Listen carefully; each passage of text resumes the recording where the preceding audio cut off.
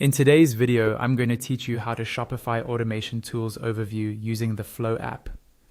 We're going to walk through how to find, install, and start using the Shopify Flow app so you can automate repetitive tasks in your store. By the end, you'll understand how to pick a template, customize it, and actually turn on a workflow so it runs for your business. First, start on your Shopify admin dashboard and make sure you're logged in.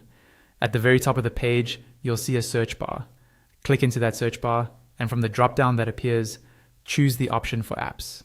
In the search field, type the word Flow and then press Enter on your keyboard. This will take you to the Shopify App Store. On the App Store results page, look for the official Shopify Flow app.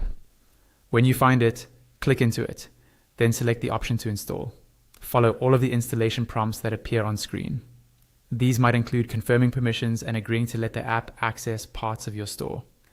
Once you complete those steps, Shopify will finish the installation and automatically open the Flow app's dashboard for you. Now that you're inside the Flow app, look towards the top right of the screen.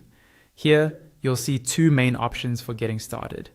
You can either create a workflow from scratch by clicking Create Workflow, or if you prefer a faster start, you can click Browse Templates.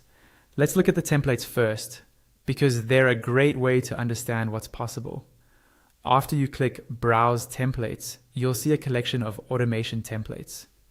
Each template is shown as a card with a title and a short description explaining what that specific automation does. Take a moment to scroll through and read these. When you find a template you like, click on it. This opens the automation's flow view. Here you'll see the structure of the workflow, the trigger that starts it, any conditions that must be met, and additional steps like delays or actions.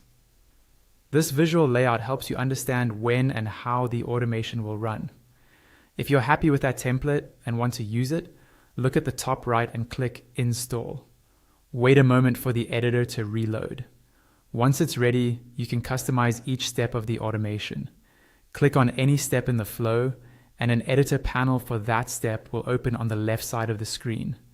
Adjust the settings as needed for your store's specific rules and preferences.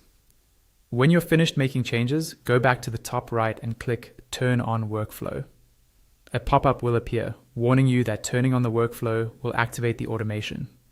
This simply means it will start running on real data.